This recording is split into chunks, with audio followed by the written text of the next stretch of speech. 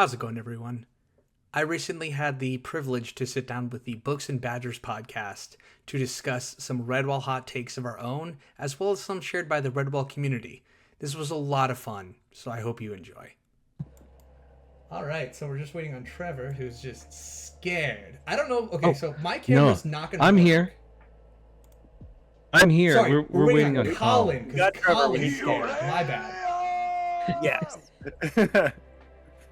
He's trying Wow, to scrub Deadly the Wrath red of off. Darkness, thank you so much for the raid. Holy crap. People are excited.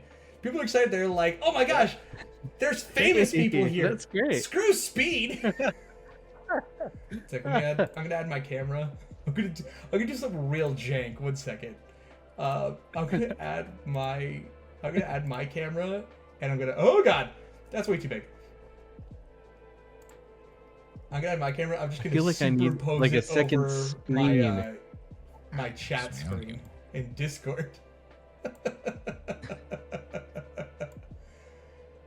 Welcome in, Raiders. All right, so we have Trevor and William Sterling, published author of one of the newest books on my TBR, actually, because I was looking stuff up and it was just like I saw String Them Up, and if you've never seen String Them Up, look up String Them Up by William Sterling, because the cover art is a corpse with like marionette strings almost. It's so creepy, and I was like, that's awesome.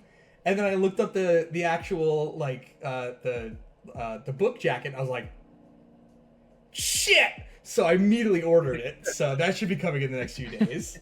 And then we have Trevor Williamson of Slate House Presents.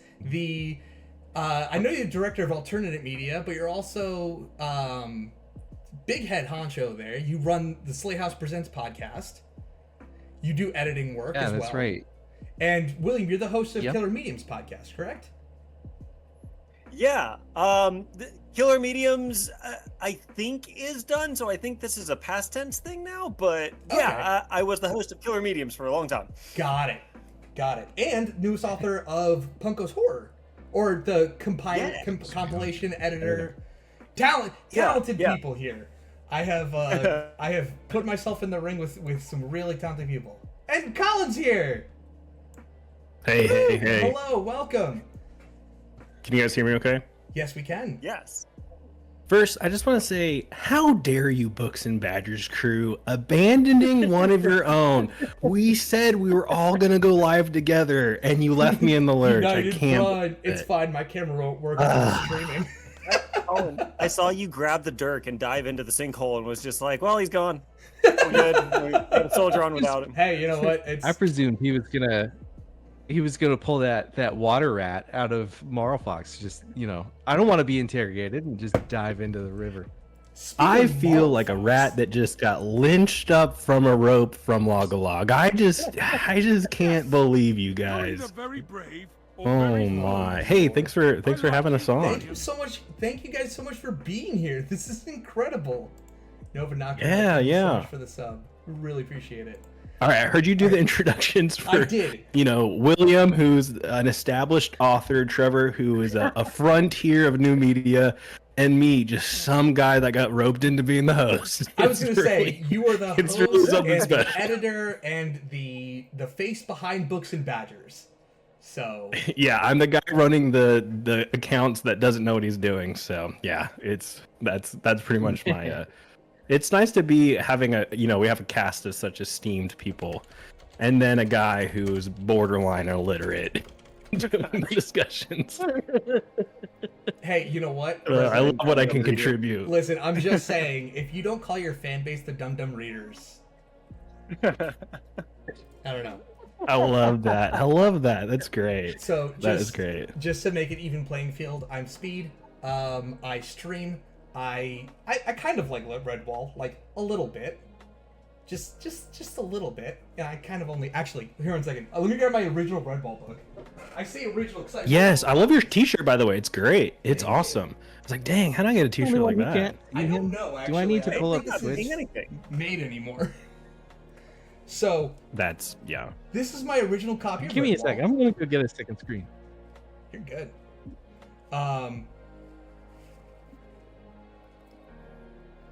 I take care of my books too. I've just read it Oh my. a little bit too much. I got this when I was, I think, in 3rd grade. This thing is held together by duct tape and prayers. Mariel did not fare so well. But no joke. I am a massive fan of Redwall. By the way, for anyone that is a Redwall fan sitting in stream and you're like, Books and Badgers, I saw a post in the Discord, get on it. They're doing a read through of every single Redwall book in chronological order. They are doing the discussions are fantastic outside of their terrible takes on Dandon, which we'll come back to. But kind of the point, kind of the reason of the night. But the discussion is fantastic. I will sit there listen to a podcast and I'll be like, I fully agree with them. I have to be like, what? I'm like, oh, sorry, podcast. We lost William. Another brave soldier down the sinkhole. Godspeed. Never have 07's in built the chat. that wall. All right. Yes, I actually have a question about the format. So, do you read along when we do the part episodes? Like, do you read it beforehand before you listen, or do you sometimes listen and then read, or do you just listen? I have read all of these, so I'm usually reading along. So for instance, I don't own Moral Facts. I got a library card just so I could borrow Moral Facts to reread it. Got it. So I am still waiting on the Moral Fox episode. Call in. Yeah. So we're waiting just like you. Yeah. So life comes at you fast sometimes, a little really faster does. than you'd like. So it's funny whenever we say that we're gonna do a posting schedule and we stick with it for a few weeks. Mm-hmm. We ended up not being able to post. So It happens. I am all jokes. I'm very Yeah. excited. Have you guys started reading Moral Fox yet? yes. Okay. I am just behind on the curious. episode. We'll come back to this. This is part of my. This is part of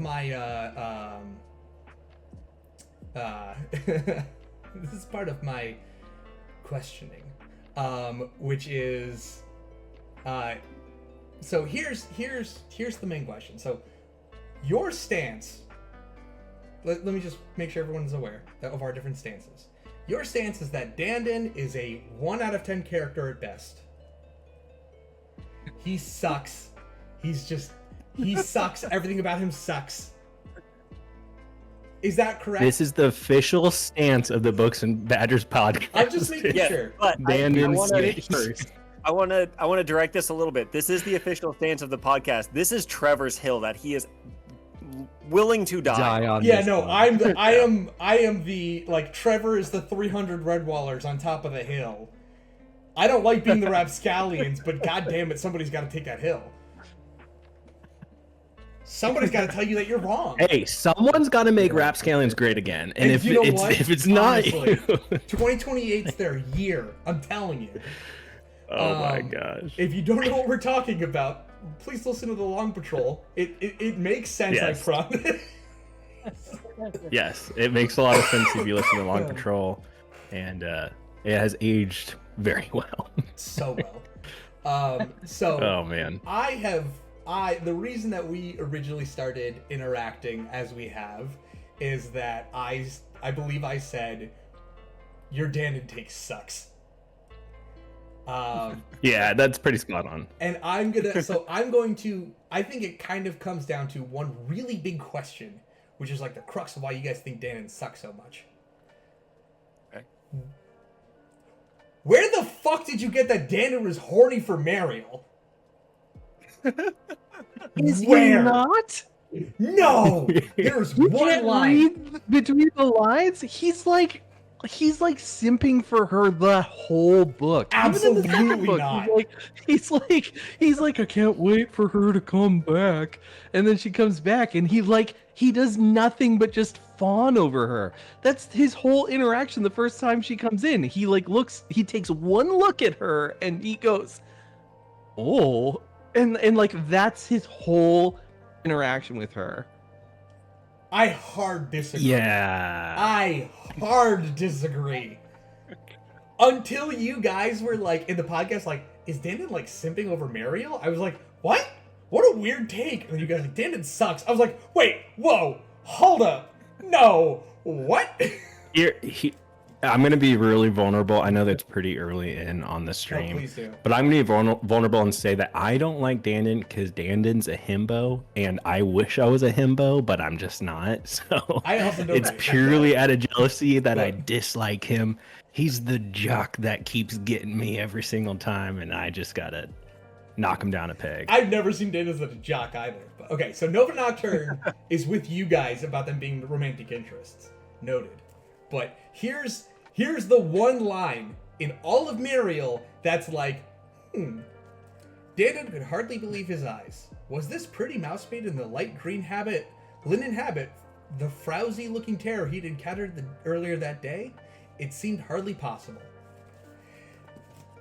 That's it. He's in love with her. He wants a boner. I don't know how you... How do you interpret that? Sounds pretty spot on for our case. Okay, here's my thing.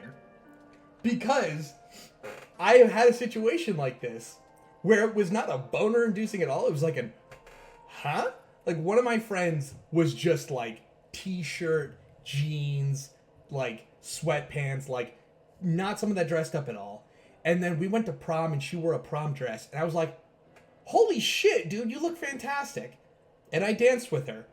And I did not have a boner. Because she was my good friend that I had no romantic interest at all. Did you go on like a 2-season journey with her to see the world? No. Okay, also, so here's my thing. Here's my next question. Are Dan Floor and Song romantic interests? 100%. I mean, really? Granted, I'm only like 6 chapters into my read right now, but I definitely am like, there's some chemistry there, I think. Am I the wrong one here? I don't, like, there's more chemistry between fucking Dury and Roof. There's more, like, romantic tension between Dury and Roof, like, for sure. I always got Mariel and Dandon as just, like, friends. Like, they're just close friends. That's the only way I saw it. It's a little too convenient. I think part of this is Jake's is either like 100% on the relationships or not talking about them at all. Like Martin and Rose in Martin the Warrior. Mm-hmm. Like clearly romantic interest. Anybody that misses that, like, what book were you reading? Yeah. Like they are destined to be together. Blah, blah, blah, blah.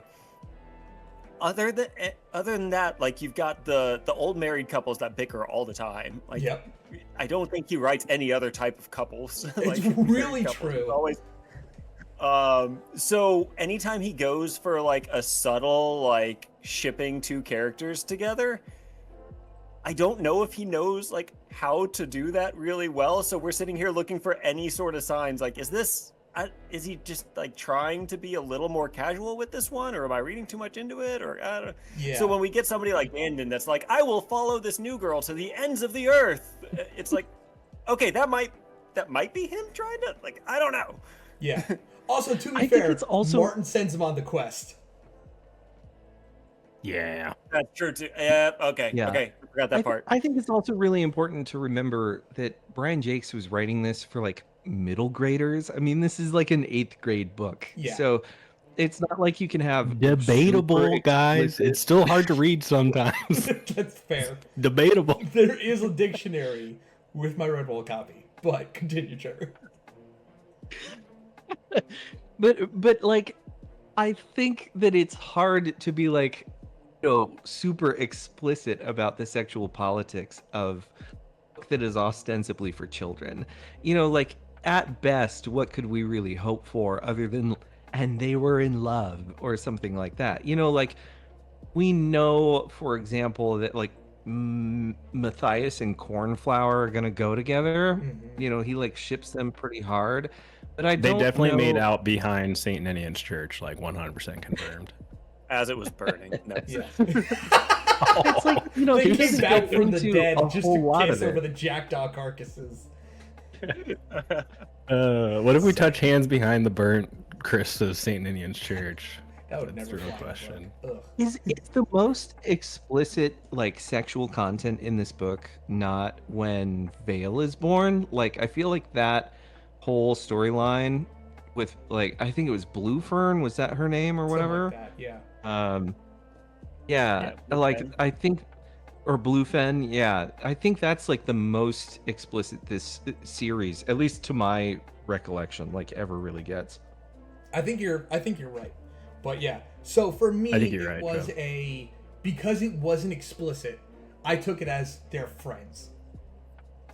Which really helps Dandon's case. Because No. let me be clear. Yeah. I don't think Dandon's a good character.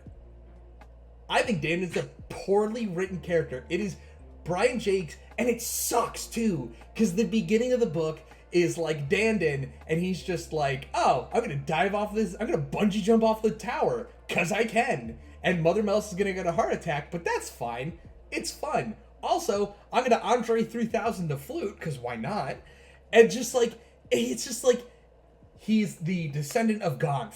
He's a rascal. He's like destined for a quest, and it's just like, yes, mwah, oh, and like, Okay, to be honest though, I think that him being a descendant of Gomf is kind of a mark against him purely because Gomf is our all-time favorite character, yes. and Dandon doesn't seem to live up to that level. So I think that that's like another reason why we hate on Dandon so much is that we love Gomf. Like I want way more books with Gomf, and Dandon just purely isn't that. Mm-hmm. I think it's also really interesting to bring up the Gomf comparison because, like, how often is that comparison ever made? Like, he gets one scene where he like diddles with the flute, and then does that ever come back again? Like, I can't even remember another instance where Dandon was like, "And now we're doing a ditty," you know?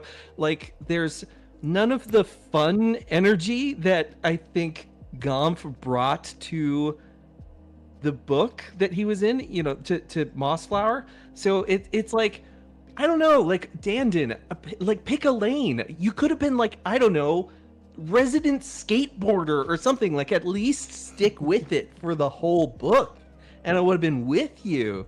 But instead, it's like, oh, I'll play one scene and then I'll fall in a swamp and like get bailed out by Mariel again. Yeah. I 100% agree with you.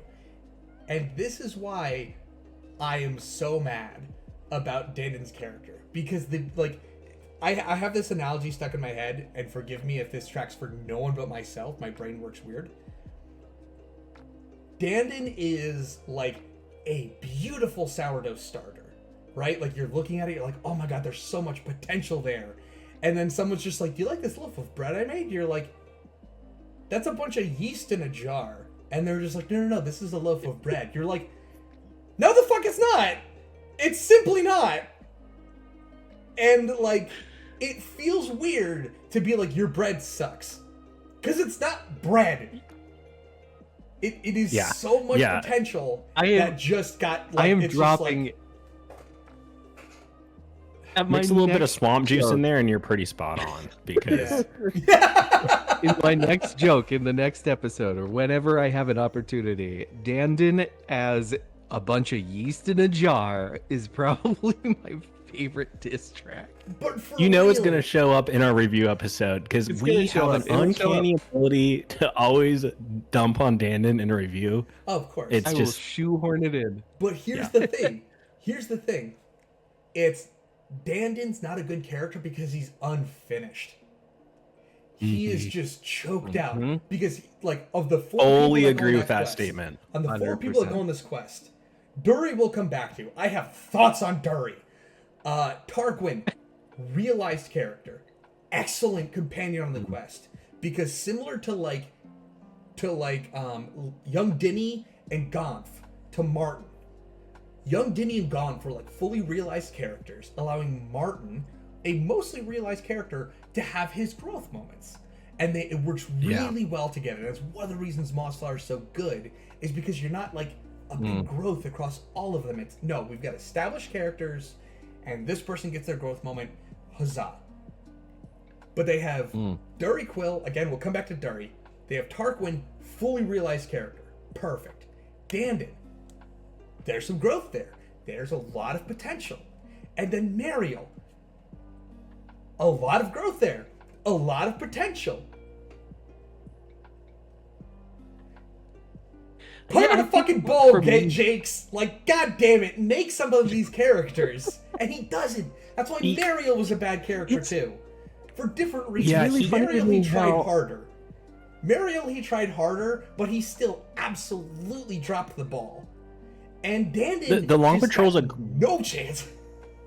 Yeah, the Long Patrol, I think really, if you listen to our review episode, I think that's a good case of how I think we all agree that Jakes grew a lot by the time that he started writing the Long Patrol, because we have some pretty well filled out characters in the Long Patrol compared to Mariel, which is still pretty early on when he's writing. So I think that's like, it's kind of a product of Jake getting better. But Speed, I 100% agree with you that we just have a lot better characters than the ones that we got in Mariel, which is the detriment to Mariel. Yeah. And the Arvin. I think Arvin is a better warrior Redwall in Long Patrol than what Dandin was, which is again a kind of a case against him. Mm-hmm. And Arvin is, again, I think it's really realized characters. Yeah, absolutely. Yeah. Arvin's an interesting case too, because we talked about Arvin a lot.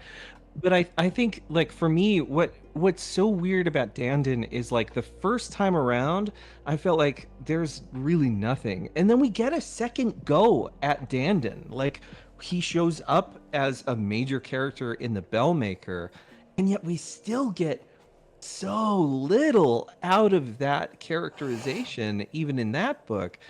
I do think that this is really just Jake's not quite knowing what to do with all of the toys he's introduced, like you said. But I think for me, what's all the more frustrating about Dandin is that you get 2 chances at this character, and he still doesn't really develop beyond what we already knew of him from the first book. Yeah. I completely agree. Growing up, Outcast of Redwall is my least favorite book. I hated Vale. I still hate Vale. But I hated Vale. It was too disjointed. Like, I was just like, eh. I just reread it so I could listen to the Outcast episode. The Bellmaker is my least favorite book in the series now. Really? Finbar Interesting. is the best part of that book. Yeah, Finbar Geldy, one of the best characters characters.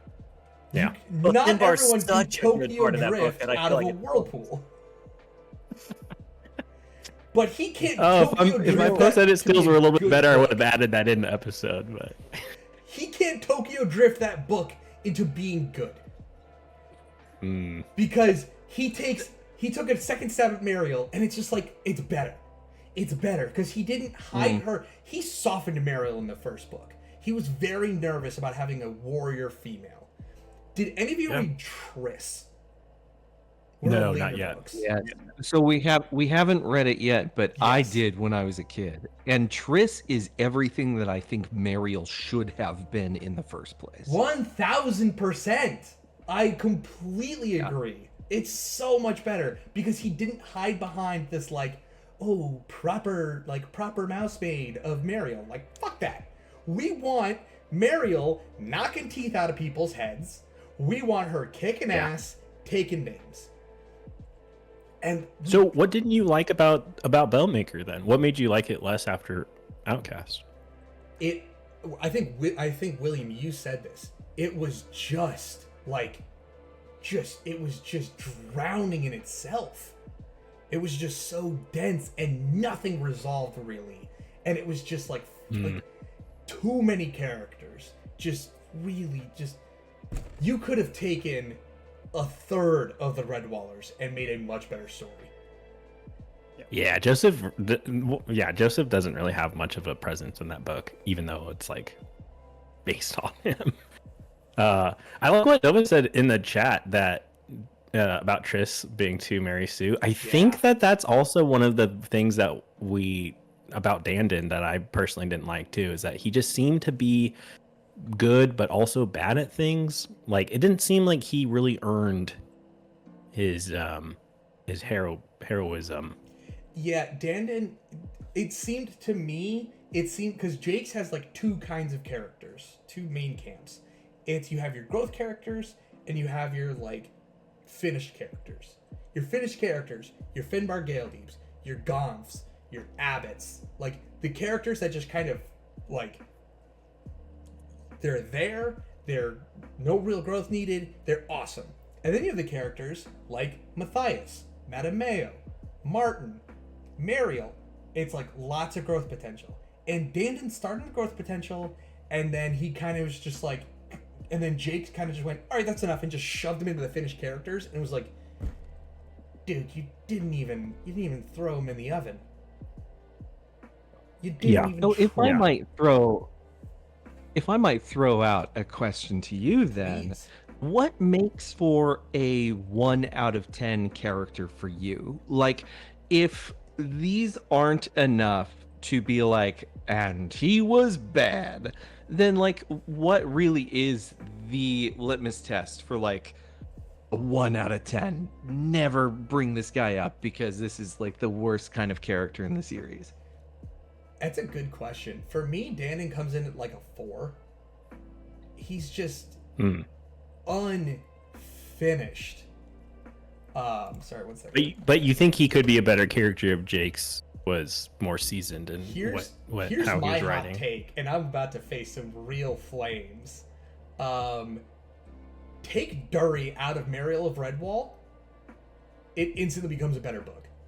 Dury Quill had no business going on that quest.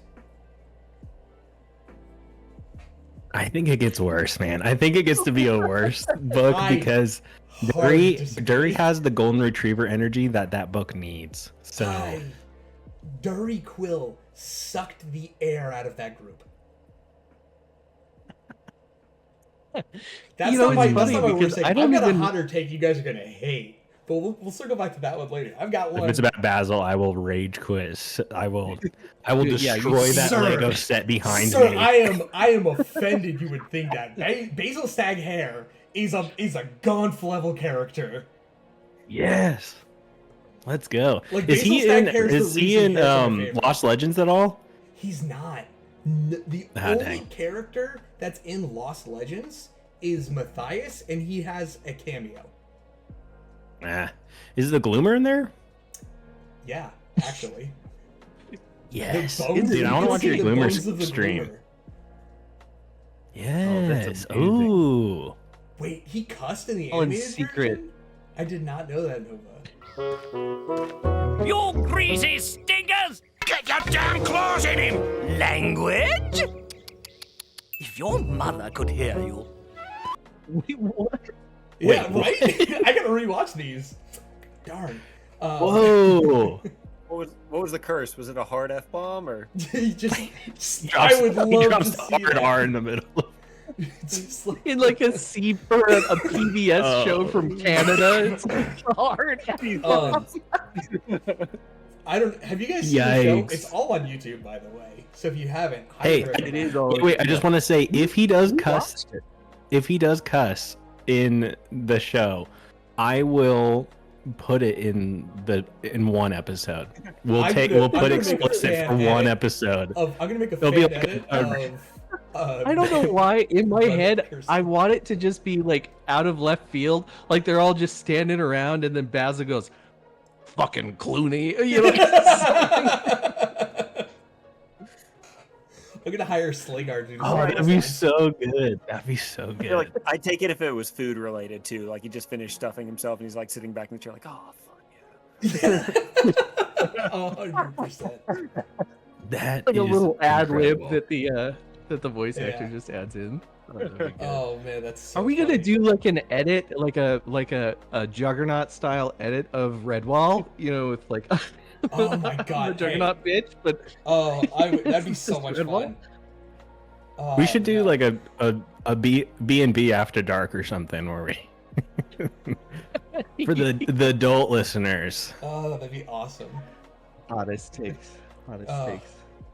So I think. Oh, that's so good. I think, yeah, my main thing with Dandin is just he's not enough of a finished character to hate. It's like, I think that's the most rational, but it's not. Is as it on our? funny, I forget. Is it on our bingo card that we have? Like we talk bad about Dandin. I forgot. Oh, if it's not the center feel like square, I I don't know added why. I don't know what it is.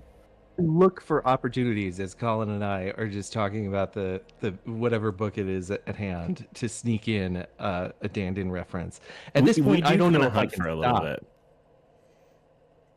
Yeah, that I feel like we definitely look at that the most, and we also are always trying to figure out who the shadow trope is because The shadow trope. it's gotten a lot harder. It has. It's not as clear. Can we in these explain what the recent shadow books. trope is for anyone that doesn't know what that is? I was gonna say, please explain it. Okay, so the shadow trope is what we've noticed in each Redwall book, that Jakes gives a character like Shadow in the first Redwall book. He gives a character an uncanny ability that it is like almost mystical, and then they die within like 3 chapters. So Shadow is this. He's a stoat, right? Is that what he is? He's a rat. He's a black rat. So he like climbs the walls of the Redwall, and then the next chapter he dies. Like no one can see him. He's super stealthy. He climbs the wall, he infiltrates Redwall, and then he dies like the next chapter. And so that's why we need the shadow trope, is that every single time we get into a book, there's always this one character that kind of fits that. But I think he starts to, like, I don't know, veil it a little bit in later books. And so yeah, it gets a little bit trickier to figure out like who's the shadow trope. It's like, where's Waldo? Yeah. Where's the shadow trope? All right.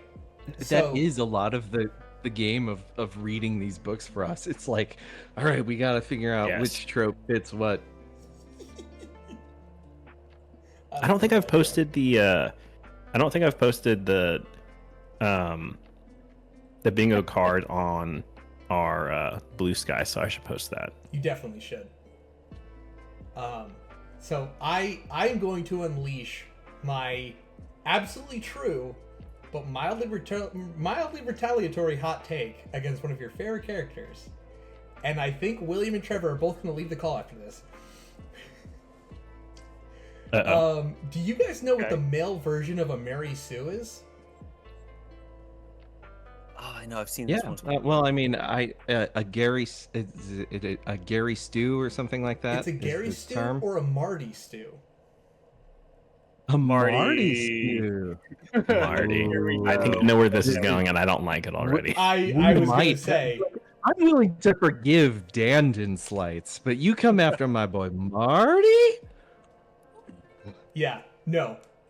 Marty is uninteresting because he faces zero conflict. That is a hot take. Yeah. Cool. He's In what just so version of cool. Marty though? What are we talking about in? We're not talking about Martin the Warrior. We're talking about the Marty Martin too. Yeah. So Martin too. for Okay. anybody that hasn't listened to Books and Badgers, we ran into the issue in, what book was it? Long Pearls of Patrol? Lutra. Not Long Patrol.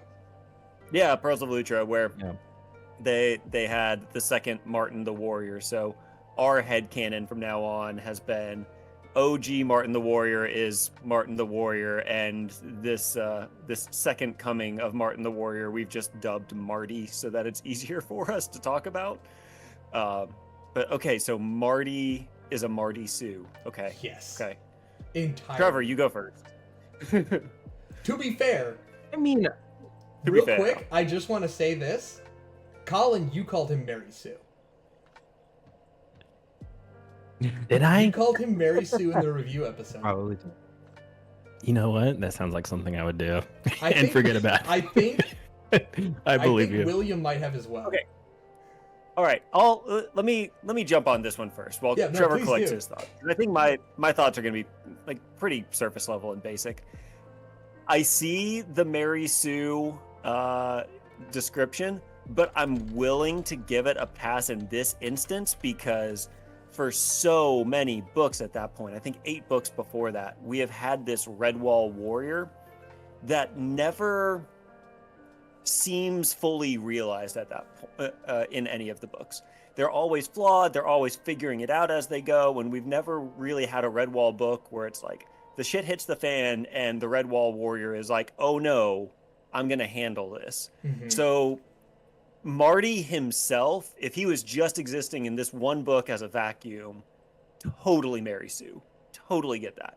But in the context of all the books leading up to it, for me, having Marty just like step out onto that beach and be like, no, we're going to wreck all of these ships. Everybody like grab that sword, grab that rope. Here we go. It was this cool, badass moment, more so than I wish he was a little more conflicted right now. It was like, no, somebody finally go just wreck some stuff. Yeah. With some confidence. I like that. The point where it kind of went from like, okay, this is kind of cool to like, oh, come on. It went like way too Superman for me was when he just stared down Ublaz. Yeah, I'm with you with that. I'm with you. No. I'm with you with that. Hear me out. Here's what I would love to see, and I think would 100% fix him as a character, make him an undeniable 10 out of 10. He has to fight Ublaz, even though Ublaz can hypnotize him. Yeah. That'd be... You know what's really cool is if Ublaz straight up does hypnotize him, but the ghost of Martin like fights against it. Yes. Like that would be cool. That would be awesome. I'm with you, Speed. I think that that's what happens with Matthias. Yeah, that does happen with Matthias. Yep. And that was awesome. I think that I don't think you're wrong, but I am also firmly in William's camp, where I think for me the point of Marty is like, this is the fruition of Martin's maturity. Like, we have so many other heroes for whom this is the coming of age story. So it was really refreshing to have a character come in who's like, no, I'm fully mature. Like, I am an elder of Redwall, and this is how we do things. And so for me, like, staring down Ublaz on the boat was an amazing moment, because it felt like, again, this is just, here's a character who can't be shaken because he's been through it. You know, he is the foil to Ublaz, who's like trying to figure out his own power. I really loved it. But I will we don't actually know how much he went through it, though. I will argue that, like, I understand your point, but I don't think we actually see what he goes through it much on page, to like Speed's point. No, I think he's like already been through. He's like seasoned, to the book even starting. Mm-hmm. Yeah. So like we get Marty, and to your point, Marty is not a dynamic character. Marty doesn't learn anything. It's not really even Marty's journey. You know, like, Marty is a secondary character. I think Tansy, who is, I would say is probably the protagonist of that book, and then maybe also what's her face, the Wrath. Yeah, thank you. Yeah. So I think like the two of them are more kind of the protagonist, and Marty is supporting cast. And that's also why I'm so much more willing to be like, Marty's great. I love him. I love Marty for the same reason I love many of the Badgers in these books, because I feel like they're a force to be reckoned with. And I felt like I could just confide in Marty being on the page and fulfilling that archetypal role. And we can put the focus on, you know, like Grath, and we can put the focus on Tansy, and they can have the journeys that, you know, Marty doesn't need to have, because he's already there. He's a fully fledged, mature adult, and that's his role. Go ahead, William. I saw that you had like a moment. Yeah. It's Marty, to me, represents the Thor problem in Marvel movies. So, like, Trevor, your shirt right now is ooh. If you have Thor in any of the Marvel movies at full strength, like a god that can harness thunder and just like rain it down, all of those movies end in the first act. Like, he just shows up, kills everything that needs to be killed, and waltzes back off. Like, I think that's why the first 2 Thor movies don't work, because he's the central character and they just don't know what to do with that. So they've got to find ways to handicap him. They've got to find ways to rein him back in, super similar to the Badger Lords in these books. So when we get in Pearls of Lutra, this moment that Thor or the Abbey Warrior or badass out here to kick some ass finally gets to just cut loose. And it's not his story. It's not all revolving around him. He is a side character. It's just cool to see him cut loose, finally. I agree with that. Yeah, I agree. The one thing is, I think we can all agree, Graf kind of got the Mariel treatment, where it starts off, there's like that scene where she's like sniping rats from behind the boats, and that one rat's like dragging the boat and he feels it, and she just looks up into her face, and we're all like, yes! And then she runs into Marty, and that's kind of at the end. That's it. Graf's done. Because Marty, you're totally right. You're spot on. 100%. Marty should be a side character. Yeah. If Marty got less page time, Graf could have stepped in. If Marty was hypnotized by, like, showed a little weakness with Ublaz, Graf steps in and saves him. You know what I mean? Marty's about to lose to Ublaz, and Graf puts an arrow between his fucking eyes, like, oh! But he is. Yeah. I think the Thor analogy is like chef's kiss, spot on. It's very much that, because it is so cool to watch an Abbey Warrior just be like, fuck y'all. Like when Matthias goes into, I can't remember, like Matameo is definitely a blind spot for me, but goes into like that underground place and he's just like right up against with Orlando the Axe, just like wrecking house. Oh my boy. Yeah, you took him out, Malchus, when he goes into Malchus. Yes. Yeah. That was so cool. It was like yes, you know? And part of it was that like we had seen that growth, and then we get this like fully realized Matthias that's just badass. And it's just Marty just also Ublaz is like a famous swordsman. We get nothing, and then he's just like, by the way, I'm really good with the sword. Haha! And it's just like, we don't know how good Marty is. It kind of fits his archetype to be, because he's like the most regal of any of the villains that we've had. So like in that same line, it's like, yeah, he was probably trained to use a sword. And yeah, but it's just a little like, don't tell me, show me. Yeah. You know, so that like even when I was younger, I was like, oh, he's good at swords now too. Like, oh, I can hypnotize people, and I'm good with the sword. It's just like, shut up.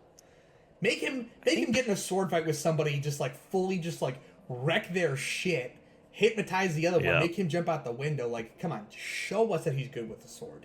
Have him practice, for God's sake. Make him touch a sword at any other time in the book. You touch on like a weakness of Jake's writing just through the whole series, you know? He can't write fights. I don't think it's that he can't write fights. I think it's more like his interest is not in the conventional kind of character building that we would take for granted in almost any other, like, you know, kind of major franchise. I don't think that Jake's ever read like Save the Cat or whatever, you know, like he never really read any of those structures. Save the Cat. What's that? I have no idea. It's like the screenwriting playbook for any 3-act movie. You know, it's like if you're going to make a blockbuster, you want to have a certain kind of structure, and your character has to go through a certain process of growth to earn, you know, kind of its full character arc.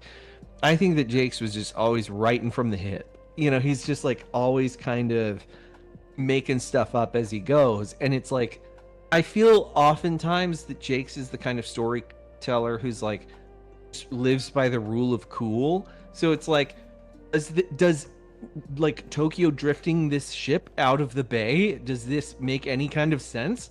No. Is it cool as hell? But it sure is cool. It's real cool. So that's what makes it in, you know?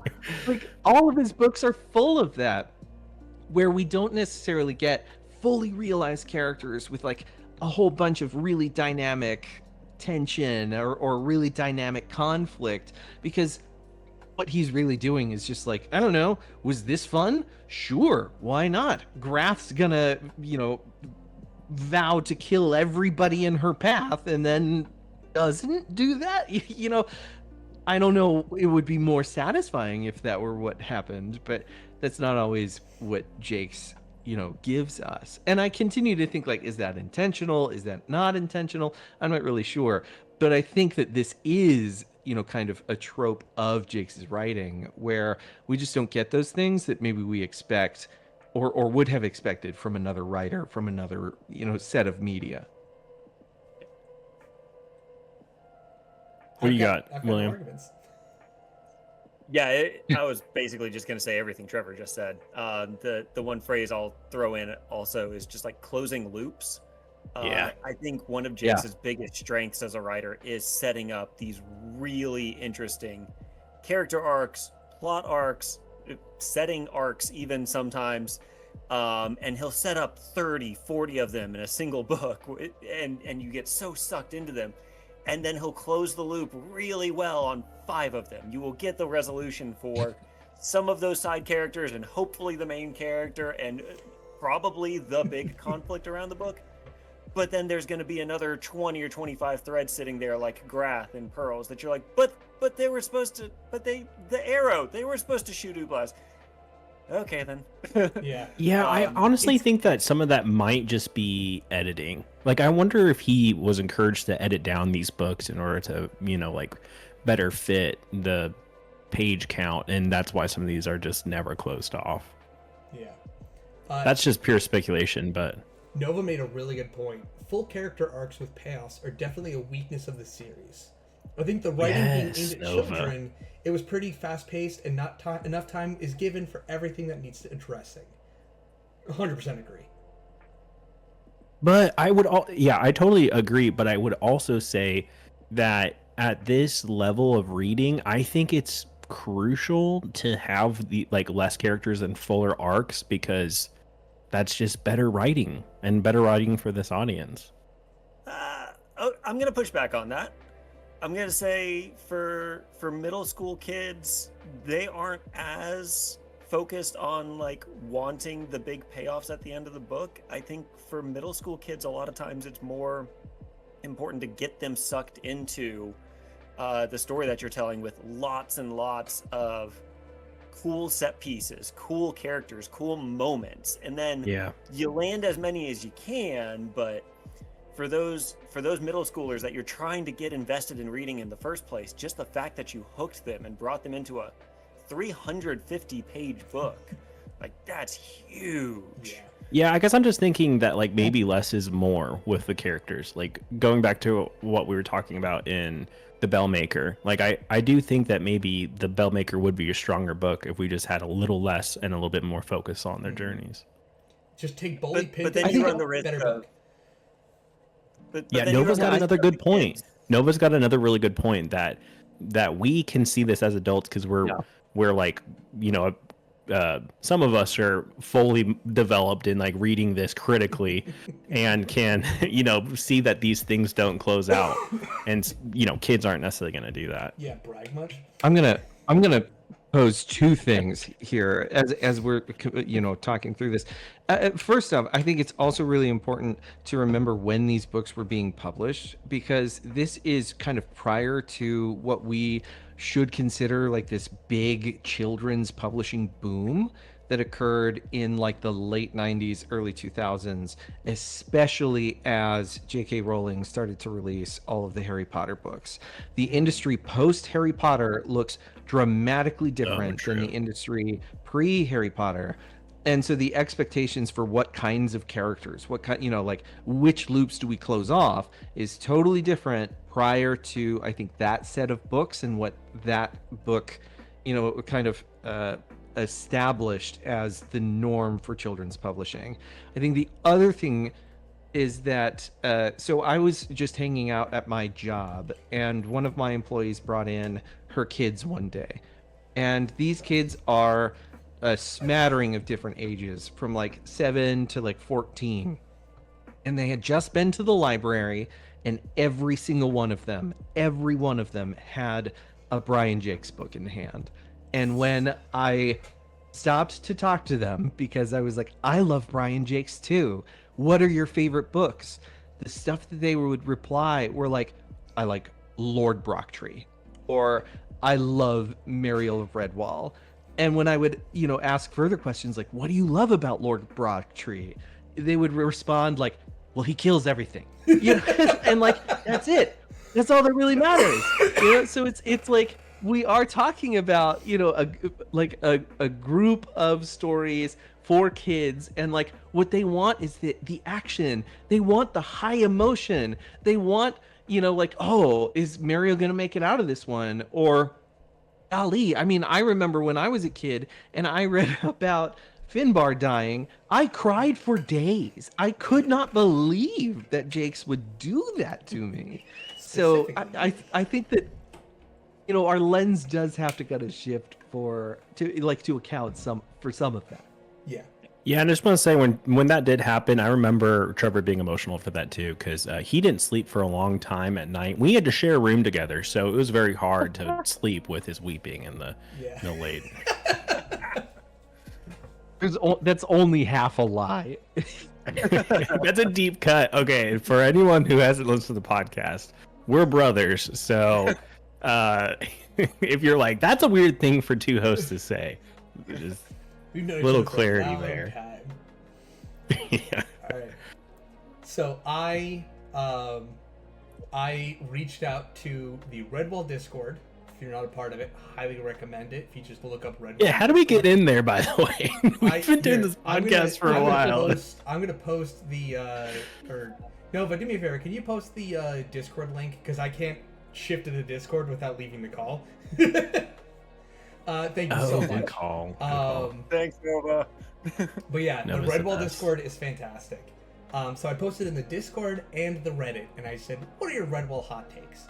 The Discord had to turn it into a thread because there's over 300 comments. It was awesome. Really incredible conversation. Reddit had some really awesome takes as well. There's some riddles. Oh, I love that. It's By so the way, good. real quick, personal plug, but shout out to Idea with good. Oblivion, who's the world record holder in all 4 fucking categories. You asshole, I'm coming for you. Instant follow with that. Dude is cracked at speedrunning. It's unreal.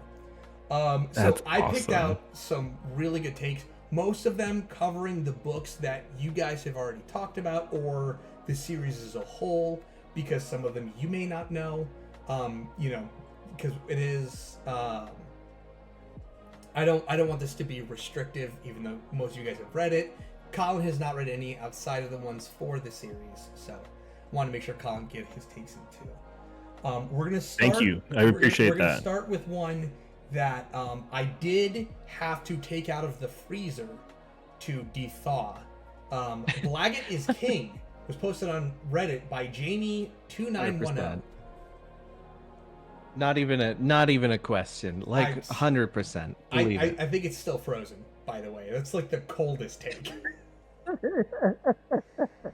It's funny because I think like the hardcore fans of the series, like when they talk about their favorite books, oftentimes when I hear about them loving because Blaggett's in Outcasts of Redwall, is he not? Or No, or he's is he in in Bellmaker. That's Ward. in Bellmaker, forgive me. Yeah. Forgive me. Yeah, And that but would be like Blaggett is always mentioned as like everyone's favorite character, and for good reason. Blaggett's like blameless. He's amazing. Blaggett's phenomenal. Blaggett's the first time that Jakes took the Vermin are bad, Woodlanders are good, and went whoop, and just made Blaggett like this bumbling idiot. Where as soon as he's given an ounce of kindness, he's just like, that's fucking rules. Yeah, and then he completely undoes that with Outcast. Yeah. Oh my god. So It's speaking like of, an almost instant reversal. speaking of this, we'll go into the next one, Why which is votes? similar. It's a similar take. I brought this one up because Alexander Johnson, who is the creator of Woodlander, the Redwaller TTRPG, Yes. said Yeah. Tajarung is overrated because Tag, Oh. which I take like serious offense to, because Tajarung is top 2 favorite books. It is neck and neck with Rackety Tam for me. Tag. I was gonna ask what your favorite one was. Those. Yeah, so yeah. I also have Mossflower- I have one more question too, but yeah, Yeah. what's your favorite? Going off what Trev said. My favorite book. I'm rereading Tajarung right now. I just reread Rackety Tam. It's one of those two. Those are my two like diehard favorites. There's Rackety Tam is like out of all of them, I'm just like, it's so good. It's so good. But Tajarung is the reason I love Otter so much. He's so badass and he has tattoos and he's just like throws a knife and he's just like, Yeah, and it's just man. like, but Tag, the protagonist, for anyone that doesn't know, Tajarung is about an otter raised by vermin. And his kind of Ooh. in his story. Tag is the flip side of Veil, but it is a really underused trope. Like he just is like, small spoilers, he's instantly just like a good guy. Like won't kill anyone kind of thing. And Alexander Johnson's take was, it's overrated. It sucks. Which, how dare you speak badly about my boy? Man, But I get it. that's a very spicy take too. I do feel like there is a large consensus that like the latter part of this series is like everybody's kind of least favorite part of the series, and I think that kind of starts with Tagarang. I felt like that's kind of the book where I felt like a lot of my friends started to fall off. And I mean, I personally loved the book when I first read it, but again, I only read it once, and that was however many years. I read it the year it came out, so whenever that book came out was. But the last Tagarung time. came out after Harry Potter, right? It came I out think so. after Sorcerer's Stone. I think Tagarung is 2003? Maybe? I haven't read it in 22 years. Yeah. I'm looking it up. I think 1997. So going back to Trevor's point a lot earlier in the stream, I mean, the landscape changed, and so I think along with that, readers changed, and so that might be one of the reasons why. That's a really interesting idea that like in the middle of this series the readership kind of changed. I mean, it's also like a lot of the readers that I knew growing up, you know, like by the time we got, I mean, 2003, we were in high school at that point. So I think that also likely had like a really profound effect on our willingness to stick with the books, because it felt like, you know, we'd been reading it since we were 11 or 12 years old, and you know, you get into your teenage years and then it's like, well, how hip is it to still be reading the same series that you started when you were like 11 or 12 years old? I don't know. We say Yeah. as a bunch of 30, 40-year-olds coming back to it all these years. Right. But another point to all this is like Jake's had been doing this like full time, like this is his focus, and I know he had like Cast of the Flying Dutchman, like a couple other side projects too while he was going. Phenomenal, by the way. You've only got not at 11, but you've only got so many story ideas in you, and like at Pearls of Lutra, you can kind of see him searching for a second plot, and he's been doing that for a couple of books now through Long Patrol and into Tagarong. And when you are on a publishing schedule and you are being told you have to find another plot for this book because we need it published by May or whenever, you're gonna have some misses. So I think that's kind of what's going on here in this middle third of the catalog also is we're starting to see some of the misses. And if you're a middle school kid reading through these books and you read 2, in your opinion, misses in a row, you're gonna start checking out. And I do think he finds the magic again. Like, there's a bunch of these books in the second half that are strong, and I think Tagarung's strong. But they start getting more different, and they start getting kind of like stranger in the attempts. Yeah. I'm agree with that. I will say the middle third, I think Jake's kind of starts focusing around like a central point. Like classic middle third syndrome that Jake's has. Yeah, of course. But like the Long Patrol is kind of centered around like Tam, and it like branches off a little bit. It's like, oh, Redwall story, and the weakest part of that book is the sinkhole. Because he kind of feels the need to have a secondary story, and if he trimmed that off, it would just be an incredibly solid story. We to your point, we don't even see a central character die on page because it's all through Tamo's point of view. Like, you are spot on with that. It all just revolves around Tamo on page, and then we have this sinkhole kind of tacked on. Yeah. It's Yes. And it's like, I like did so not. many of the books. Nova just brought up that he was Jake recovering from from a stroke. Yeah, I starting also with had Triss. no idea. And that's That in is Triss, so like that's a so little bit further in interesting. the timeline, but Yes. yeah, still. Right, That's yeah. very late. Triss is one of the last. Which is also 5 crazy books, because I think. I loved Triss. Triss as was a awesome. book. It was so Yeah, good. Triss was great. That's so interesting. I honestly, that's something that I'd like to probably look into more, because I did not know that he had some physical health issues while he was writing. I thought that came later. I mean, Triss was very. Well, No, He but died I of a totally stroke, believe didn't you. If I totally believe that that's true. I'm just curious as to how that impacts his kind of the end of his career, honestly. I mean, he wrote a book about a prostitute, so.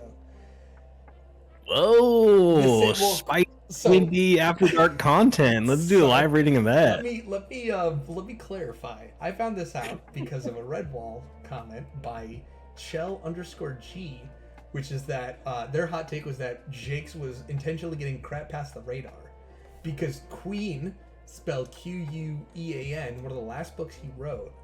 The Collins Dictionary definition is an overly forward, impudent woman, shrew, hussy, or a prostitute. And Layla, I did not know that. And Lord Brottry, Really he's a spicy. character named Stiffener Medic. So, good yeah, old that's Stiff. Stiffener me dick. Stiffener is a lot of things. No. But I had to include that because no. that was amazing. So, Chell G, A+. Wow. Yeah. So here's a oh crap, where is it? There's one take. Oh, here's a take I think is an awesome take. A hot take, but a really good one. Vale is not a sympathetic character. Grey Patch is. Well, Grey Patch for did Mario we ever of think Redwall. that? Did anyone really think that Vale was a sympathetic character? Yes, people think that. Yeah, I could I see think Vale's a that. piece of shit. Vale reminds me of my Vale balls. has- It Vale just depends has if you're the looking at it weakest like character nurture or nature. If you're looking at in his nature, you'd be sympathetic because he's just that way, and he's the way he is, the way that he is, right? Mhm. I still think he's obnoxious as shit. He's so like, oh, it wasn't actually my fault. It's just like, So then, Take your lumps. hold on.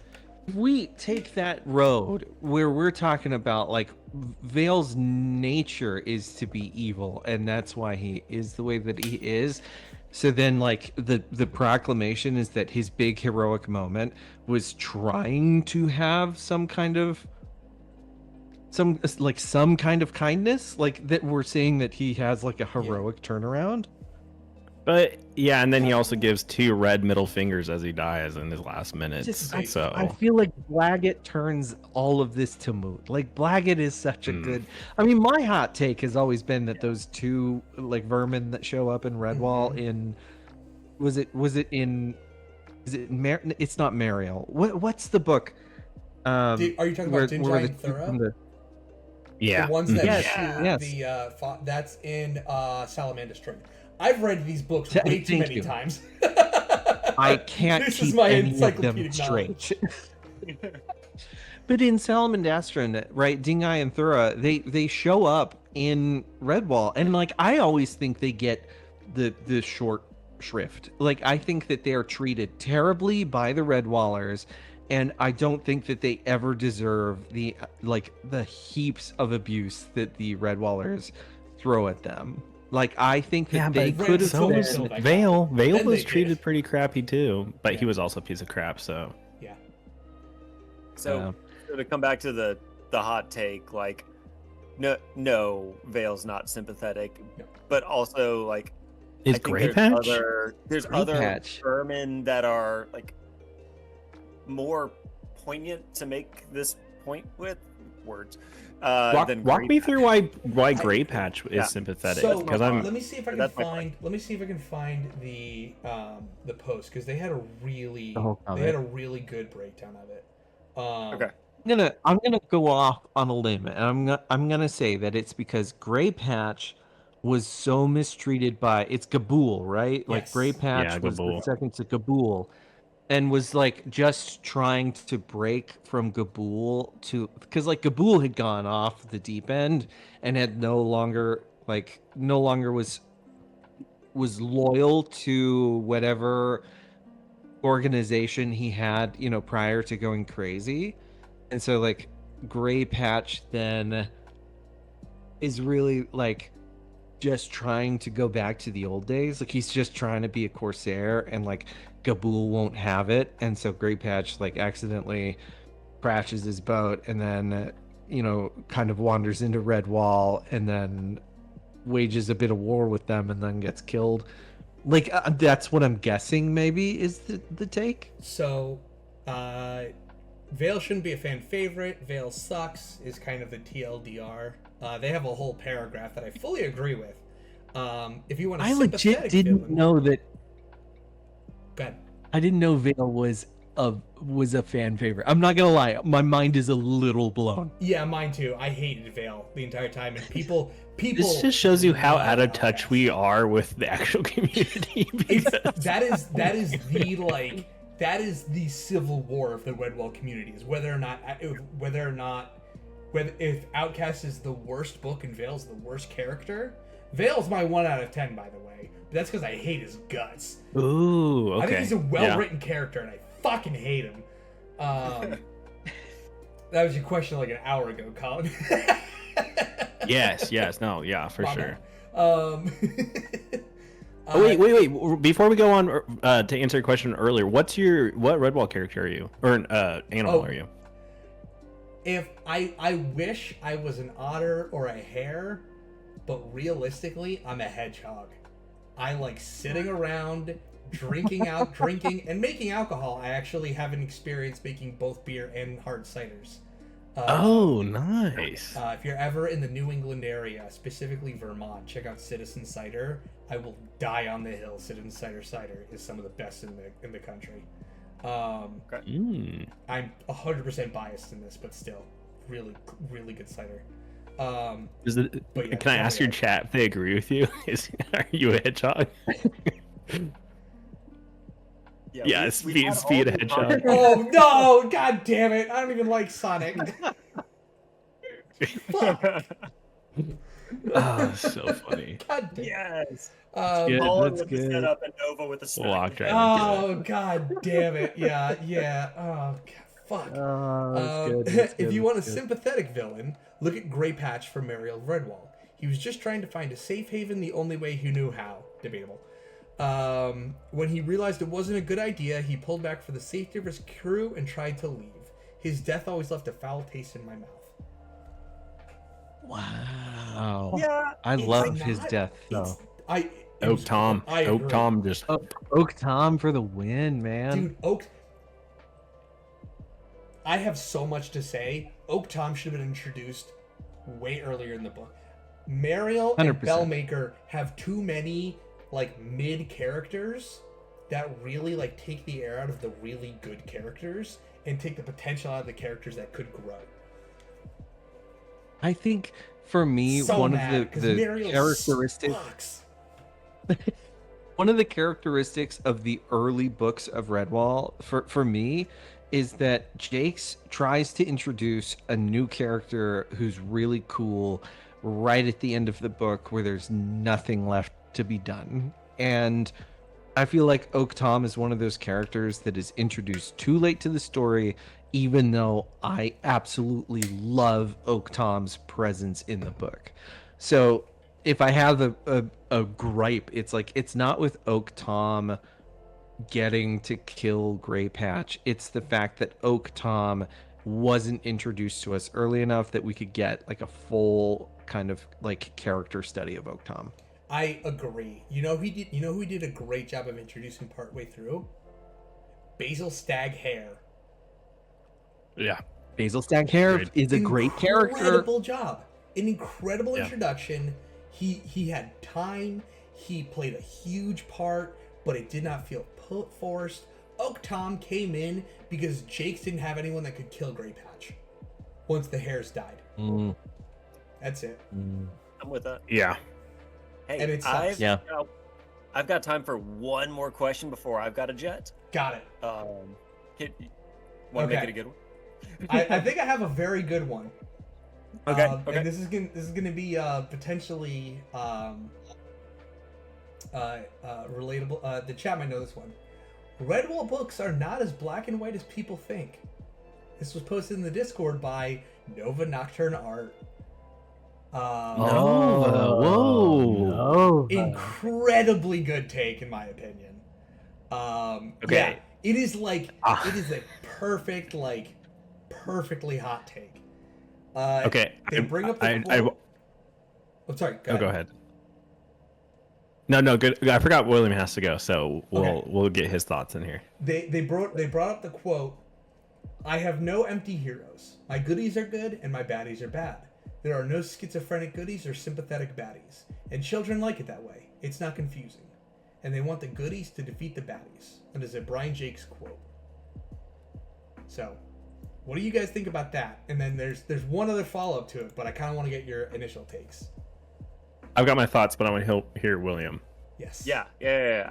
I think I got this one. So, I think that is the overarching mission statement of the Redwall series: is heroes are heroes and villains are villains, and that is the main point. But if that was the only point he ever made, it would get so boring so fast. So I think, Nova, to your point, I agree with your hot take 100%, and I think a really good case study of that is the book that we just did the episode on, of The Long Patrol.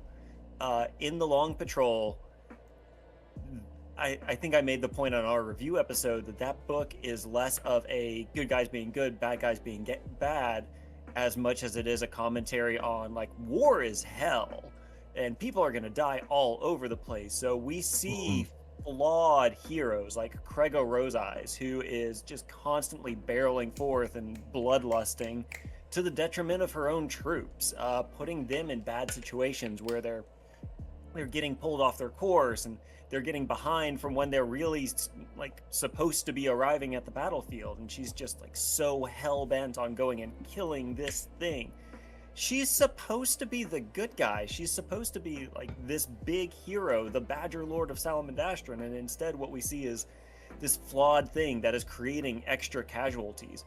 If they had arrived at that ridge a day earlier because she hadn't gone yeeting off into nowhere, they could have avoided that entire battle. The Redwallers would have been fine. They would have had a military troop there to take care of things for them. But instead, here we are. But I think we see a lot of instances of that, especially here in kind of the middle 2/3 of the book series, going into the last third of thirds, whatever, of the book series. I think we start to get more and more and more of those characters, A, as the original plot gets boring, but also B, as I think Jakes is realizing there's more he can do with this world than just that original point that he tried to make. I think if anybody can sum up a 20-book run, or however many books there are, in a single sentence, then there's a problem. Okay, I love all that you said, William, and I just want to say I don't actually think we could do the podcast if it was black and white, because we've had some like very controversial takes, and in our breakdown of each part of the book, like we do flip and flop a lot about what's the intentions, what are the meanings, as like critical. Well, Trevor's critical thinking, I'm more just thinking, as we're going through this. So I agree with Nova in the fact that because we can fill out a podcast talking about this, that it can't be black and white because of how hard that would be to have a discussion. Like we would basically be saying the same thing over and over again, which we do, but there's a little nuance to it sometimes. Yeah, but most of that's about Landon. So, yeah. All right. Great take though. Thank you so much for being here. Do you have a spare minute to shout yourself out? Tell the people what you're doing, where they can find you, how they can support you. Yeah, sure. On my way out. So thank you again, Speed, for hosting this. This was so much fun. It felt like just sitting down and doing a review episode for an hour and a half. This was very fun. I always love doing this. But again, I am William Sterling. You can find me on most social media as @spooky_Sterling. I am a horror author, editor, a screenwriter, and now sometimes an actor. That's getting weird. But yeah, come follow me on especially Instagram. I post semi-frequently, and my latest book was Punk Goes Horror, where a bunch of like pretty prominent horror authors in the community wrote short stories based on punk or punk adjacent songs that inspired them. So Rachel Harrison wrote one for an Alkaline Trio song. Brian McCauley wrote one for a Dashboard Confessional song. We're all over the place, and I think it's a lot of fun. So yeah, there's my not so subtle plug. But yeah, Speed, thank you again for having us on. Thank you so much for being Trevor, here. This was good luck with the really so fun. Yeah. Are we all hopping, or I mean, I can stay until for another. I don't know how long your stream goes. My stream goes until I decide to stop streaming. I'm gonna need I to could go stop another around 15 minutes 10 PM, if that's cool with but- you, and then I can go for another Yeah, what about hour you? easily. another 15 minutes. What do you think, Trev?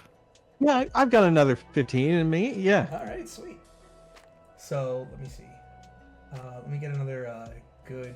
hot Wait, take. now that William's gone, I just want to say that he's the best guy in the world. I didn't want to say it with him on stream because I didn't want to get too sappy, but he's awesome. I'm Definitely so check out his excited. work. William- It's really great. I'm so excited to read. William is truly one of the best people on the planet Earth, and like I don't know, that I've known him for a couple of years now. That's kind of how we got into this, but truly a more generous and a more genuine person. I don't know if I can find one. They're amazing. Yeah, for sure. That's And sticking he's across. spooky. So I'm check so out his excited to stuff. read his book. I'm so excited. I don't know if you. We're gonna have a this, great Colin, time. But I I was looking to like try to get like a brief introduction to everyone, and I saw the cover for String Them Up, and I was just like, "Fuck! I've got a new book on my Good. TBR." It's really good. So sick. I'm gonna say the kind of behind the scenes. William and I are working on his next book. Yes. Yeah, we're publishing Heard it here it first. in a couple of years here, and it's great. It has so much like nostalgia for kind of like the 8th grade that we're talking about. It's gonna be great. Like, I'm really excited about this book. He's a fantastic writer, and he continues to grow and grow and grow with every like new project he takes on. He's wonderful. I'm so excited. All right, I've got another hot take. Have either of you played the Redwall game? No, No. but after watching your This stream, is I a definitely blind want to. I definitely want to. Here's a quick pitch for you guys. You guys should have a Books and Badgers YouTube channel just to obviously to post episodes on, but play through the game. Do a let's play of Yeah. the game. I think it Yeah. would be super fun to do a casual kind of like experience the whole game without, because I know you do the speed running, but speed running is totally different than like So experiencing the game for the first time. So Yeah. I've seen you speed run some stuff, but I'm like, this looks like it could be an interesting experience in its own right, and as an additional like bit of Redwall media, I think that's also really fun. It's funny. One of Yeah. my viewers, Love Like Truck, he mentioned he's just like, we have another streamer that we watch, this guy named Chestertown, and he mentioned he's just like, Chester, you gotta play this game because I have no idea what the hell it's about. Yes. It's so That's awesome. Yeah, I would love to do that, and I think we will make the jump to YouTube if we start doing review of the show, because that's such a visual format. I know a lot of people listen to podcasts on YouTube too. Yes. We have video of like our recordings, but guys, it's rough because there's like a lot of us arguing that gets cut out of the podcast. Yeah. So Well, We save a lot in the edit. I was gonna say. we save a lot in the edit. I was gonna say even if you just posted like like the art of the episode art, and it was just that with the audio, people would listen. Yeah. For sure. Okay. Yeah, that's a good idea. We will definitely look into doing that. But I think we have a lot of not to just talk about our podcasts on No, your stream. please do. But Guys, let me just be clear. You are my most listened to podcast now. Like, I literally will just like, I've been re-listening to episodes because you haven't released Marl Fox. I'm like sitting here. That's like, they're Dave gonna burn Chappelle, it. like, we left you "Hey, in y'all a got- content y'all got drought." craft?" Like, that's literally me. Well, that's Promise it's incredibly coming, we encouraging. promise. That's incredibly encouraging, because when we set out to do this podcast, we were like, no one's gonna listen. There's just like, who's gonna listen to this? But then we were just like, we'll do it for us, and it's been really special, the community that we've grown. And it's weird because our community doesn't necessarily bleed over into like the Reddit community or some communities on Discord, and it's not like we're trying to like get into those, but you know, we're all fans of the same thing. So that's super encouraging that you listen and that you've been enjoying it, because we kind of did this on an island, I guess. We just decided to do it, and yeah. I mean, I feel like there's so many people that go into media, like streaming or podcasting, just with this idea of like, listen, you know, so and so does this and they make a buck. You know, like I can do that. I can stand in front of a microphone. It's like, sure, but who cares? You know? But when you do it for you, like I stream to, you know, sometimes an extremely small audience, if anyone. You know? I speedrun because it's fun as hell for me. And people like it. You know, you find your to be audience. clear, we don't we have made no money on the podcast. Yeah. We just do it for fun. And which is great. We weren't doing it for to get an audience, and we weren't doing it for anything. Which is why it's so good. Because you guys That's just good. like That's Redwall, great. and it's just like, I just want to talk about this book. Like, I never knew anyone growing up that liked Redwall, like a fraction. Oh, me as much either. as I did. Trevor was the only one. Yeah. He's the only one I knew. I had friends, but yeah. Yeah. Well, okay, not all of us had friends growing up, Trevor. Like, way to rub it in. Yeah, way to brag about it, Trevor. But like hearing a discussion about Redwall and being able to be like, oh, like I agree with that, and like interact with you guys on social media is just, it's the best. So Well, we love it. Thanks so much, Speed. I mean, we thank you love that. guys. You make it so much easier to keep doing, because like, again, like Colin said, when we started, we were like, we're probably just gonna do this for like the two of us and Mom, maybe. And the You fact stopped listening that after the Alice second episode. So. I don't you like like these quit books. super They're fast. too He checked violent. out so fast. We're like, well, But it was weird because as we did it, all of a sudden there were more people that started listening, and then more, and then more, and then more, to the point where we were like, we took kind of that long winter break for life, and we started to get like angry fan mail from people saying like, when are you gonna Where's post the the next podcast? episode? and we were like, Yeah. just out of nowhere, like the notion that people have listened and continue to listen and then show up for streams and ask questions and like continue to talk about us in these little Redwall pocket spaces is more privileged than like I think either of us can ever really like express enough gratitude for. So it's just been wonderful to even be a part of this community and to share absolutely. our love for like literature, but also our love for Redwall, and to spicy hot takes and engage in this kind of dialogue with the community. Like, this is one of the coolest things that we get to do, and I'm exceptionally grateful that you want to host us on this stream, you know. Like, huge. This is the cool part of life. I mean, oh man, I told my wife and she was just like, that's awesome. I was just like, so, you know, I was really chill and cool about it. Well, I do want to give it's great to be on here, and we love that. I do have to give a big shout out to Slagar.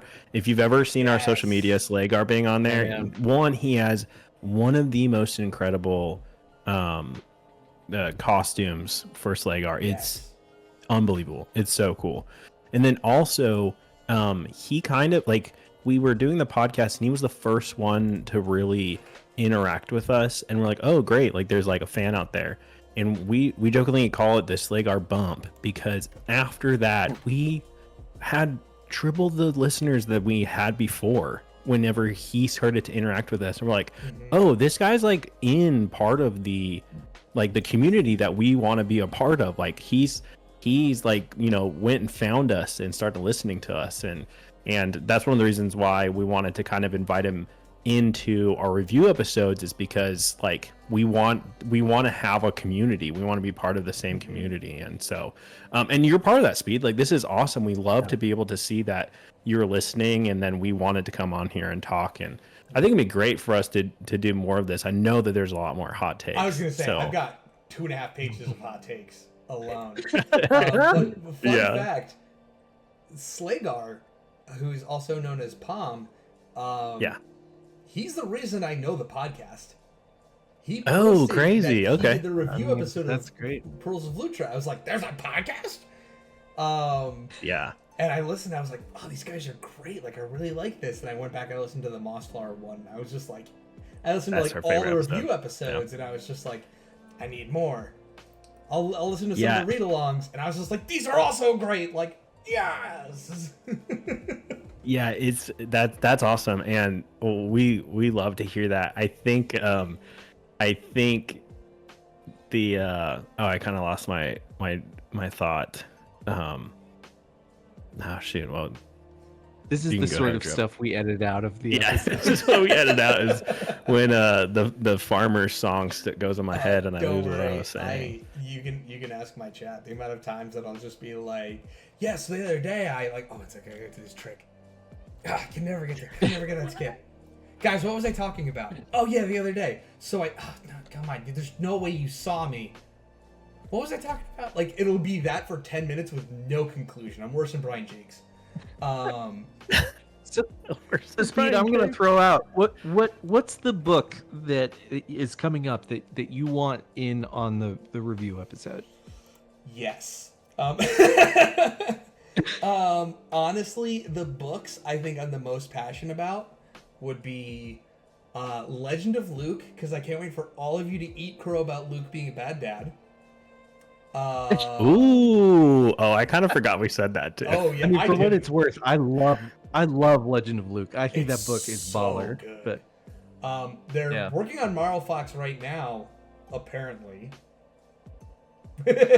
Allegedly, we're reading Marvel. Listen, I read 2 chapters today, and that was a victory. Man, with like the structure of my life right now. So he's on chapter 2, is really what he's saying. Yeah. Marl Fox is fantastic. Yeah, we're working through it. But yeah, Legend of Luke, Tajarung, Rackety Tam, I think would be like my top 3. Honestly, those are like, again, Rackety Tam's one of my absolute favorites. Tajarung, one of my absolute favorites. Well, then Legend of Luke I is feel like you phenomenal. have to come on for Rackety Tam. I Like would be like honored. we're just Yeah, let's do it. Let's do that. We're gonna put you into the calendar, and yeah, Rackety Tam. That's the book. Oh, that makes me. Thank you so much.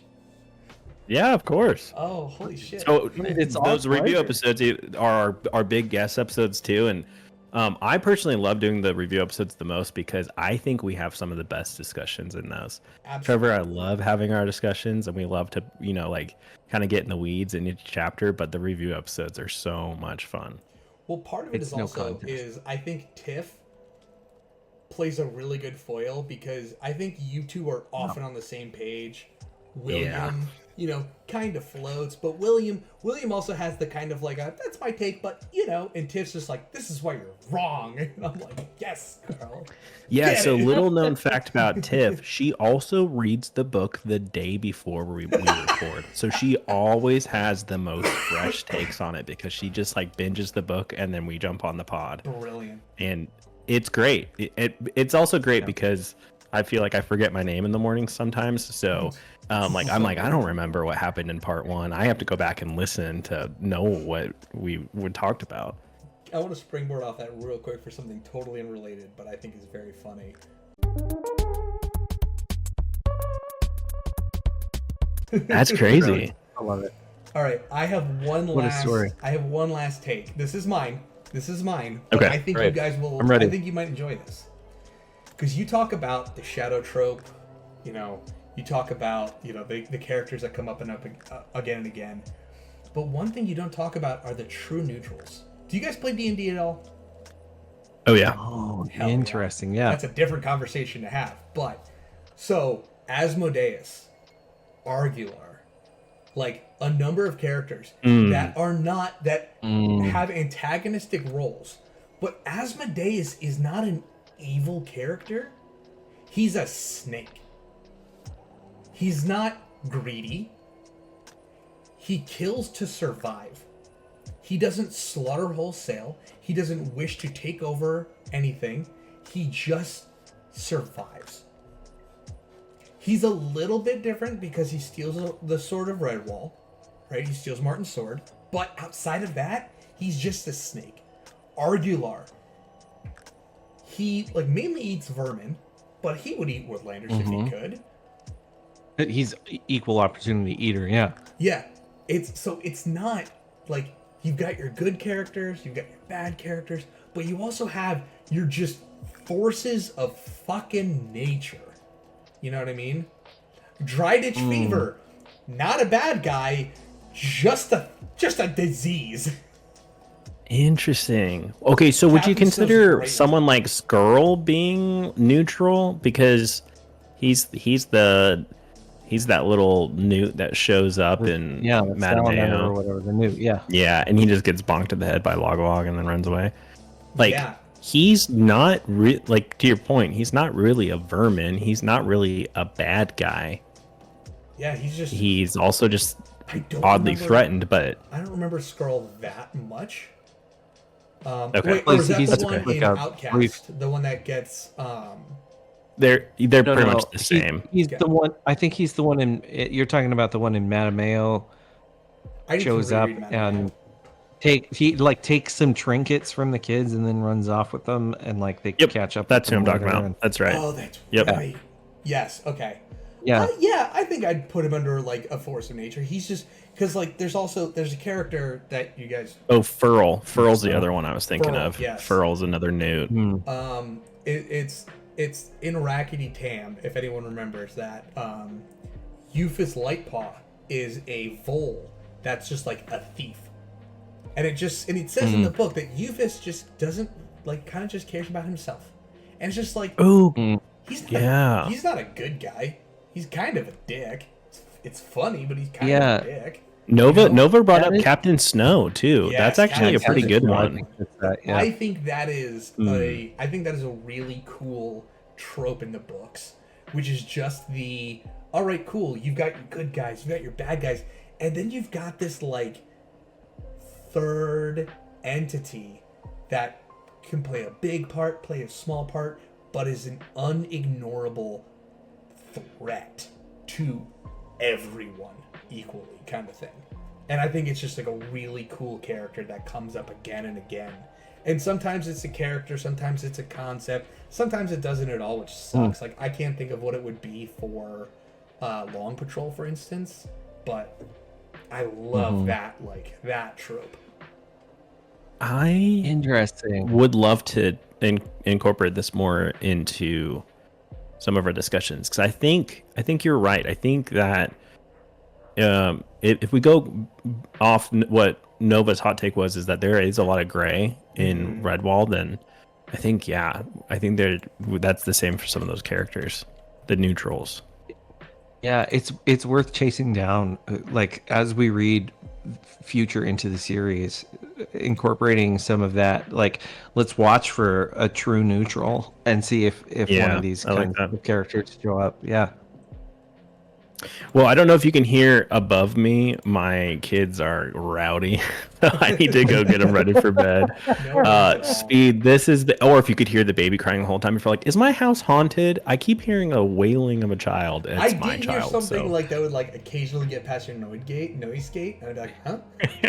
I'm so sorry if you heard that. Yeah, that's my family being generous to give the time, but knowing that the time is up. So. Yes. But thank you so much for having us on, Speed. This is awesome. I think we should definitely do more of these collabs again, for sure, because this has been so much fun. Anytime. Do you guys have a quick minute to shout yourselves out? Tell the people where they can find you, what you're up to outside of, being good dads. Yeah, sure. I'll go first and then let Colin. He can plug the show proper. I run a podcast called Slay House Presents. That is not spelled how you think. I'll put it in the chat here. But in that show, I do a lot of author interviews with writers from all across different genres of fiction. I've got some really cool interviews that I just did for like this past month. Even if you're not a horror reader, I've had some other fantasy writers come on the show in the past. Like, I just recently had Amal El-Motar, who came through to talk about her new book, The River Has Roots, which is really cool lyrical fantasy. And then I've got like Emily Tesh coming on. I just recorded with her on Sunday. She's got this great fantasy book called The Incandescent coming out on May 13th. And that's kind of what I do. I find really interesting writers who are both really, really big and indie, and they come on and we share some philosophy about art and their writing. And it's a really great time. I'd love it if you came to check it out. And if you don't want to check it out, that's also cool, because we still have the Books and Badgers podcast. Yeah, and that's Books and Badgers. Anywhere you find podcasts, you can find us. We're pretty much plugged into wherever they're served up. You can also follow us on Instagram, Threads, and Blue Sky. It's all Books and Badgers with an N between Books and Badgers. We pretty much post the same thing in any of those places, so you don't necessarily have to follow us at all of them. Just follow us at one, and we'll post when we're doing show updates and things like this. We're jumping on the live and stuff like that. So. And then if we're gonna join the Discord, it's gonna be really fun to be able to talk to you guys in there. But if you have other friends that are interested in the pod, like, again, we're just really trying to build or kind of get part of the community that wants to do the read along. I mean, this is so much fun to have the book discussions, and that's really what our motivation is. So you can check it out there. Yeah. And then as far as myself, I don't do anything anymore. I pretty much just do the pod, and that's about it. Well, you're a visual designer, aren't you? Yeah, I am. Yeah, I did some covers for Slay House in the past, but being a new dad, it's hard to find the time, so I don't really do that as much. But as trade, I do visual design. Yep. That's so cool. Also, one last plug to someone that really deserves it. I don't know if you guys were here before, but Nova Nocturne Art actually makes. Yes, the tapestry. Oh my gosh, and the tapestry, pin. Oh, sword, so the shield. good. I fix my shield. If you're That is interested in any Nova, are those still for sale? they are. Are they for Nova, I just posted the link in the chat. NovaNocturneArt.shop. There's themed tees, t-shirts. Tees is in like drinkable tees, t-shirts, a full-blown tapestry, and I just saw a gaming mat. No So freaking way. The tapestry Right? is so beautiful. it's oh incredible, my gosh. guys. Please chat, please support Nova Nocturne Art and their incredible work. I did not know that she had t-shirts. She, right? They. I'm gonna go with they. I apologize for misspelling. This is so cool. Yeah, I didn't realize that they No, but had this is the t-shirts. dopest thing I have seen.